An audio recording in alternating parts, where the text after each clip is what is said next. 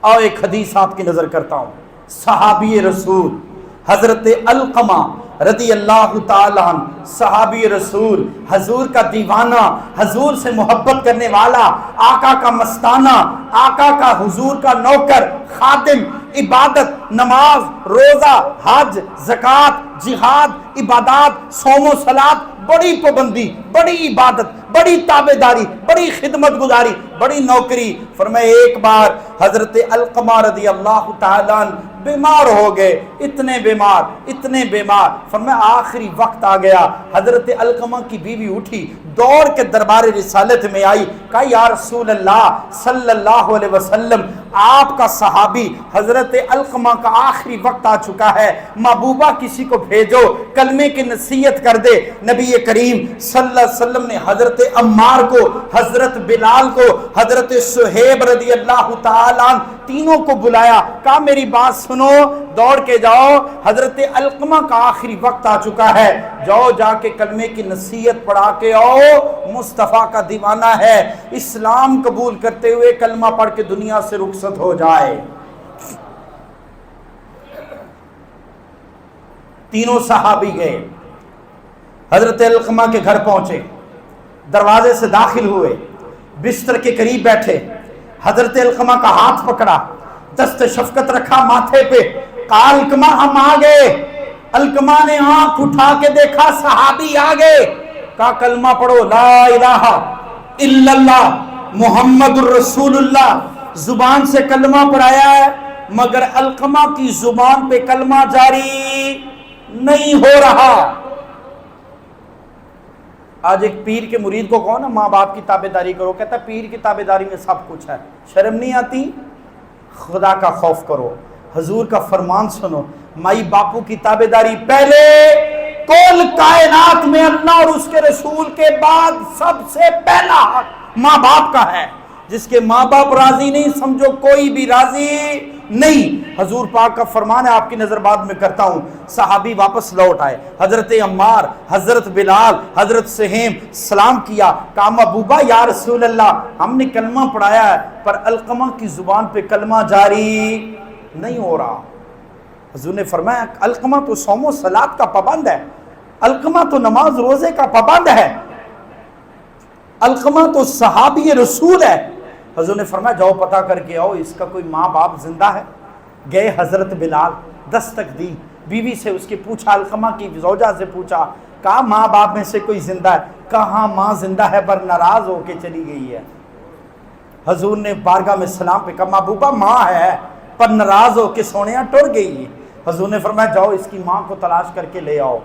اگر ماں نہیں ملی، حضور پاک خود صحابہ کے ساتھ حضرت علقمہ کی والدہ کو تلاش کرتے ہوئے پہنچ گئے. راوی نے لکھا ہے نبی کریم رؤوف الرحیم رحمت للعالمین صلی اللہ علیہ وسلم اس کی بوڑھی ضعیف العمر ماں کے پاس پہنچے. اللہ کے نبی نے سلام پیش کیا، کیا مائی صاحبہ علقمہ آپ کا بیٹا ہے؟ فرمایا ہاں میرا بیٹا ہے. فرمایا علقمہ کی زبان پہ کلمہ جاری نہیں ہو رہا، آپ علقمہ سے ناراض ہیں؟ فرمایا ہاں میری نافرمانی کرتا ہے، میرا دل اس سے رنجیدہ ہے، میں اس سے ناراض ہوں. ارے نوجوانوں، صحابی رسول جس صحابی کل کائنات کے ولیوں کے ولایت اعلیٰ درجے کی بھی ہو تو صحابی کے قدم سے لگے ہوئے خاک کے ذرے کے برابر بھی نہیں ہو سکتا. اس صحابی کی بات بتا رہا ہوں. کہا میں اس سے ناراض ہوں. حضور پاک نے فرمایا مائی صاحبہ اپنے بیٹے کے متعلق کوئی نرمی اختیار کرو. کہا مجھے تنگ کرتا ہے، مجھے پریشان کرتا ہے، میں اپنے بیٹے سے ناراض ہوں، میں اس سے راضی نہیں ہونی. حضور نے فرمایا بلال لکڑیاں کٹھی کی جائیں. حکم دے دیا. صحابی رسول کے لیے لکڑیاں کٹھی کی جا رہی ہیں. حضرت بلال، حضرت عمار، حضرت صہیب لکڑیاں کٹھی کرنے کے لیے جنگل کی طرف چلے گئے. فرمایا اس ضعیف العمر عورت نے پوچھا، بوڑھیا نے کہا محبوبہ یا رسول اللہ میرے مائی باپ آپ کے قدموں پہ قربان، ما زاغ البصر دیاں آنکھاں والیاں سوڑیاں لکڑیاں کیا کرنی ہے؟ فرمایا علقمہ کو آگ میں جلایا جائے گا. کہا نا یا رسول اللہ میں اپنی آنکھوں کے سامنے اپنے بچے کو آگ میں جلتا ہوا نہیں دیکھ سکتی. حضور نے فرمایا ماں، اے ضعیف العمر بڑھیا، اے علقمہ کی والدہ، آج تو یہ دنیا کی آگ ہے، اگر تو اس کو معاف نہیں کرے گی تو جہنم کی آگ بھی اس کو جلا ڈالے گی۔ کہا جہنم کی آگ تو اس سے بھی سخت ہے۔ کہا یا رسول اللہ اگر یہ بات ہے میں علقمہ کو معاف کرتی ہوں۔ نوجوانوں، ماں کی ممتا، ماں سے پیار، ماں کی محبت، ماں ٹھنڈی چھاؤں ہے، ماں ٹھنڈا سایہ ہے، ماں ٹھنڈا سکون ہے، ماں گھنا چھایا ہے، ماں گھنی چھاؤں ہے، ماں محبت کا سائبان ہے، ماں الفت کا سایہ ہے، ماں چاہت کا سایہ ہے، ماں الفت کا خوبصورت سائبان ہے، ماں محبت کا آشیانہ ہے، ماں محبت کا آستانہ ہے، ماں محبت کا سائبان ہے۔ نوجوانوں، حضور فرمایا کرتے تھے اللہ نے اپنی محبت کی مثال ماں کی محبت کے ساتھ دے کے فرمایا ہے، ایک ماں کیا محبت کرتی ہے، میں خدا اپنے بندے سے 70 ماؤں سے بھی زیادہ پیار کرتا ہوں۔ حضرت علقمہ کی ماں نے معاف کیا، نبی کریم رؤوف الرحیم رحمت للعالمین صلی اللہ علیہ وسلم نے فرمایا صحابہ جاؤ اسے کلمہ پڑھا کے آؤ، اور کلمہ پڑھایا۔ حضرت علقمہ کی زبان پہ کلمہ جاری ہو گیا۔ رسول خدا صلی اللہ علیہ وآلہ وسلم نے حضرت علقمہ کا پھر کفن دفن کا اہتمام کیا، حضرت علقمہ کا جنازہ پڑھایا، جنازہ پڑھا کے قبر پہ مصطفیٰ کھڑے ہو گئے، قبر پہ کھڑے ہو کے فرمایا یا معاشر المہاجرین والانصار، اے مہاجرین و انصار، من فضل زوجتہ علی امہ فعلیہ لعنت اللہ والملائکۃ والناس اجمعین۔ اے مہاجرین و انصار، جو شخص اپنی ماں پر اپنی بیوی کو فضیلت دے گا اس پر اللہ، اس کے فرشتے اور تمام لوگوں کی لعنت ہوگی۔ نوجوانوں اور بزرگوں، آج ہمیں توبہ کرنی چاہیے۔ جن کے ماں باپ زندہ ہیں صلح کر لو، جن کے ماں باپ آج ناراض ہیں اپنے ماں باپ کو راضی کر لو۔ جن کے ماں باپ، نبی کریم صلی اللہ علیہ وسلم نے فرمایا اگر والدین راضی اللہ راضی، اگر ماں باپ ناراض اللہ ناراض۔ اور حضرت عبداللہ بن مسعود رضی اللہ تعالیٰ عنہ آپ فرماتے ہیں نبی کریم صلی اللہ علیہ وسلم سے دربار رسالت میں کسی نے پوچھا یا رسول اللہ صلی اللہ علیہ وسلم ای الاعمال احب الی اللہ، سب سے زیادہ اللہ کو پسندیدہ کام کتنے ہیں، کون کون سے ہیں؟ فرمایا اللہ کو سب سے زیادہ 3 کام پسند ہیں۔ محبوبہ کون سے؟ فرمایا قال الصلاۃ لوقتها، نماز کو اپنے وقت میں ادا کرنا۔ قلت ثم ای قال بر الوالدین، فرمایا نمبر 2 اپنے والدین کی تابعداری کرنا۔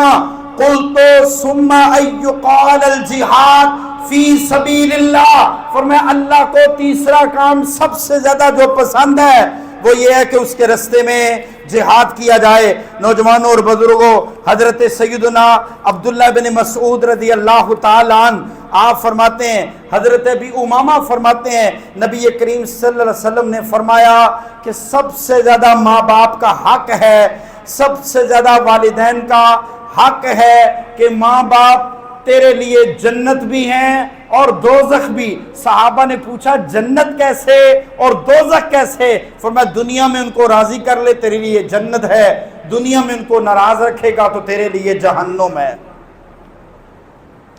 اللہ کے رسول نے جنت اور دوزخ کا پیمانہ ماں باپ کی تابعداری پہ رکھا ہے، اور نبی کریم رؤوف الرحیم رحمت للعالمین صلی اللہ علیہ وآلہ وسلم نے ارشاد فرمایا ماں باپ کے ساتھ حسن سلوک کرنے والا یقول الوالد اوسط ابواب الجنہ فإن شئت فحافظ علی الباب او دیت، حضور نے فرمایا والد جنت کے دروازوں میں سے میانہ یعنی سب سے اچھا دروازہ ہے، اگر تو چاہتا ہے تو باپ کی فرما برداری کر کے دروازے کی حفاظت کر لے، اور اگر تو چاہتا ہے تو نافرمانی کر کے جنت کے دروازے کو ضائع کر دے۔ آج ہمارے پاس ایک ہی اللہ اور اس کے رسول کے بعد ہستی ہے جن کی تابعداری کر کے ہمیں جنت کی ضمانت مل سکتی ہے، وہ ماں اور باپ ہے۔ ہم نے ان کو خوش کرنا نہیں۔ مدرسے کا بچہ ہو، कॉलेज का लड़का हो, यूनिवर्सिटी का लड़का हो, घर की बेटियां हो, घर के अंदर काम करने वाली बच्चियां हो, बड़ी हो छोटी हो, लड़के हो नौजवान हो, बुढ़े हो, दोतरे पोतरे वाले हो, उनके भी माँ बाप होंगे। तो बुढ़े वाले माँ बाप नु पुछदा कोई नहीं, ना अपनी मुशावरत में कोई माँ बाप से पूछता है, ना फैसलों में पूछता है। हमारे यहाँ अक्सर शादी ब्याह होती है तो लोग नाच गाना कर रहे होते हैं, तो बुजुर्गों से कहें हाजी साहब तुसी दाढ़ी चिट्टी रखी है, नमाज तुसी पढ़ते हो, ताडे कार गाने बाजे, लोग नाच रहे ने, ढोल बज रहे ने, तूतियां बाजे बज रहे ने, इन्हों मना करो।